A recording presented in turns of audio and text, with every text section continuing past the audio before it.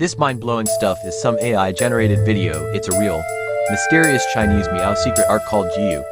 In modern terms, it's basically training poisonous bugs to take out someone you don't like, in a way that even a court can't prove anything.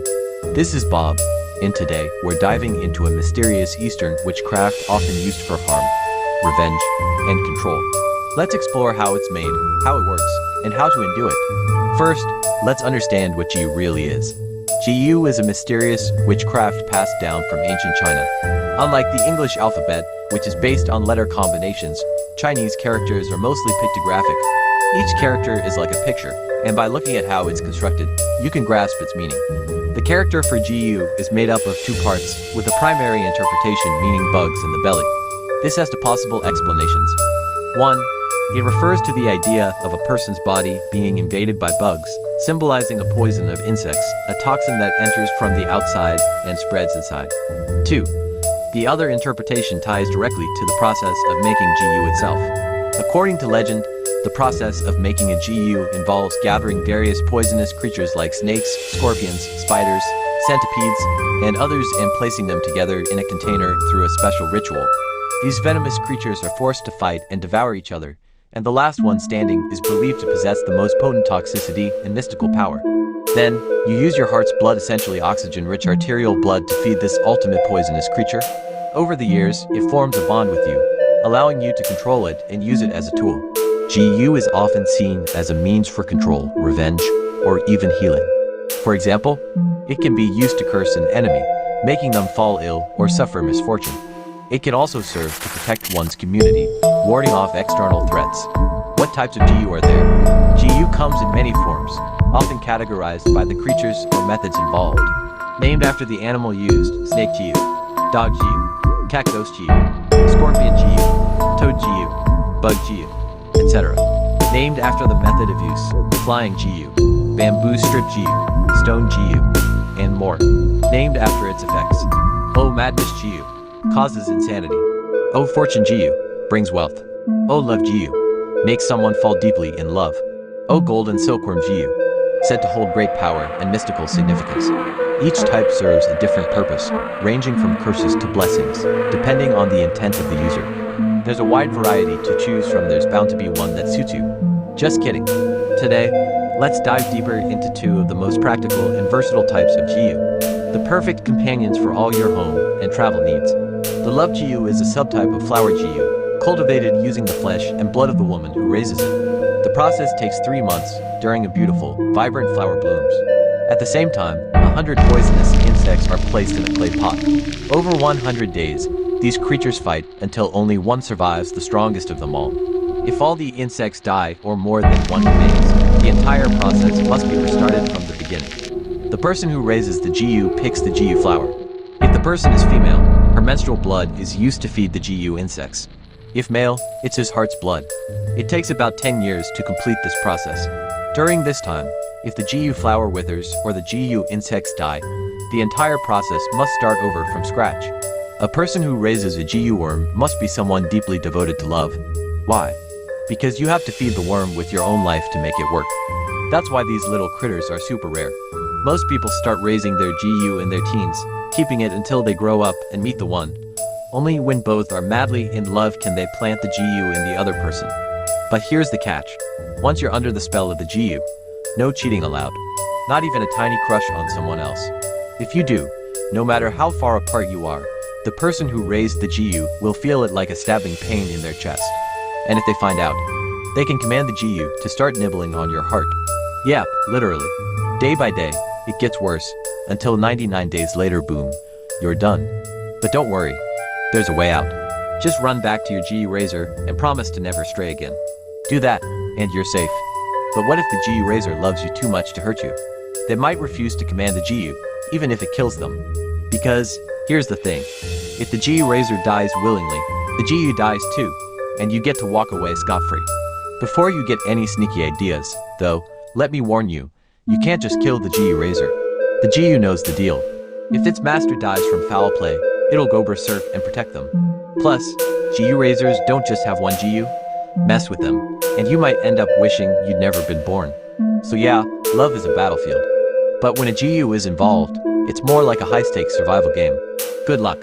Let's talk about the golden silkworm GU. A mystical little helper that, believe it or not, can make you rich.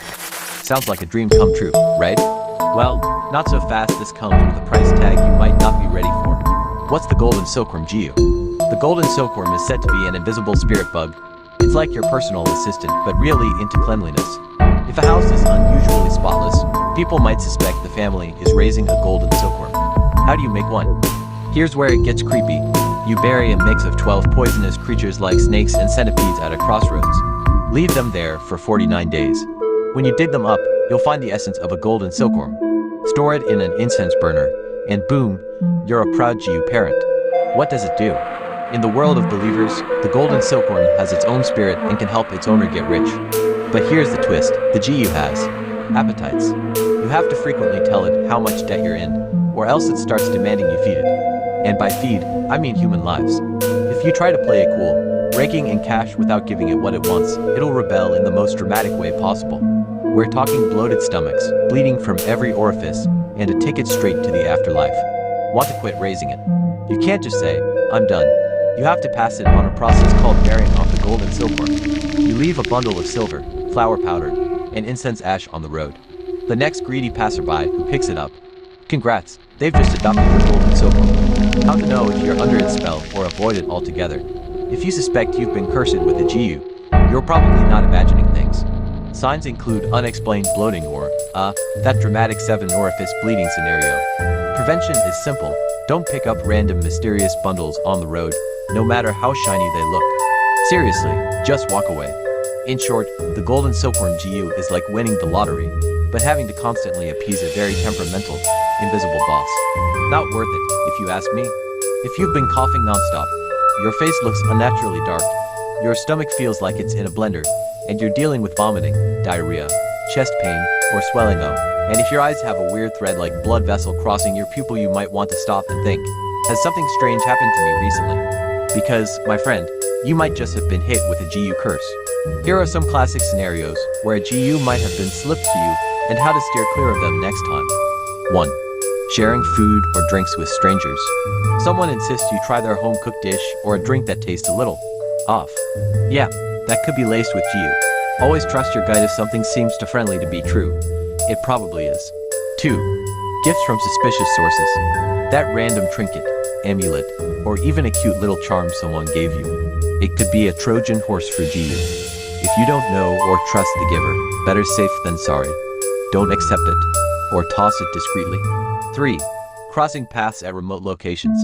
Did you pick up something shiny or interesting at a crossroads, abandoned spot, or random path? That's a classic GU trap. If you see a suspicious bag or bundle lying around, resist the urge to play treasure hunter. 4. Intense eye contact or rituals. Sometimes, GU can be planted through subtle rituals, even involving eye contact. If someone stares a little too deeply into your soul or mumbles strange words, it's time to back away. If you think you're already cursed, don't panic. Seek out a knowledgeable healer or shaman in the local tradition. They might know how to neutralize the GU before it takes a serious toll. Stay sharp, and remember, curiosity might not kill the cat, but it could get you cursed. GU curses often find their way into your food, so eating out requires some vigilance. If someone happens to knock on your plate or bowl, either casually or intentionally, it might be a subtle move to shake a GU worm into your meal. Here's how to handle it. Break the spell with humor. Play it cool and ask the host in a joking tone, "What's this? Are you trying to poison me?" This light-hearted question can break the curse before it takes hold. Use strong-smelling foods. Eating garlic or onions can repel GU worms. If a GU hasn't fully settled in, the smell might drive it out, causing nausea or vomiting, effectively removing the threat. Be extra careful with alcohol. GU planted in wine or liquor is particularly dangerous because alcohol speeds up blood circulation, helping the GU burrow deeper and faster. To be safe, avoid drinking with strangers in unfamiliar places. If you suspect you've been cursed this way, act fast. It's harder, but not impossible to counter. Remedies for specific GU types. Golden silkworm GU. Its greatest weakness. Hedgehogs. These critters, with their rat-like faces and spiky, bristly fur, are natural enemies of the golden silkworm. A hedgehog, or even medicines derived from it, can neutralize this GU tape. General cures.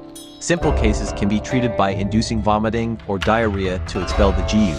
For more complex cases, though, you'll need the expertise of a skilled meow shaman or a highly experienced GU doctor. Got questions or stories?